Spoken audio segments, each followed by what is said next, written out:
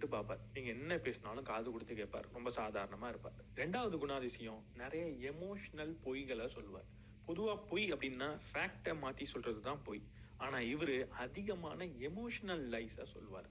அவரோட உணர்வு சார்ந்த நிறைய பொய்கள சொல்வார். கோவமே வராம கோவப்படுற மாரி நடிக்கிறதா இருக்கட்டும். உங்க மேல அன்பே இல்லாம உங்க மேல அன்ப காட்டுறதா இருக்கட்டும். இல்ல எந்த ஒரு பாதிப்பும் அடையாம நான் சோகமா இருக்கேன் அப்படின்ற மாரி நடிக்கிறதா இருக்கட்டும். அவரோட எமோஷன அதிகமா ப்ளே பண்றதுக்கு பயன்படுத்துவார். 3வது உங்கள தூக்கி எறியறது. எப்போ நீங்க அவருக்கு பயன்படவே மாட்டீங்கன்னு அவருக்கு தெரியுதோ, இல்ல எப்போ நீங்க அவரோட முன்னேற்றத்துக்கு ஒரு தடையா இருக்கீங்க அப்படின்னு தெரியுதோ, அப்போ உங்கள கசக்கி தூக்கி போடுவார். அவ்வளவு நாள் உங்கள்ட்ட இருந்து எல்லாத்தையும் எடுத்துக்கக்கூடிய அந்த நபர், உங்கள பயன்படுத்திக்கிட்ட அந்த நபர் உங்கள தூக்கி போட்டுருவாரு. இவர் கூட இருக்கும்போது நமக்கு எப்படி தோணும்? முதல்ல ரொம்ப நல்ல மனிதர் கூட இருக்கோம் அப்படின்னு தோணும். சாதாரண ஒரு நண்பர் மாதிரி தோணும். 2வது தான் ரொம்ப முக்கியம். எப்ப இவரோட சுயரூபத்த காட்டுறாரோ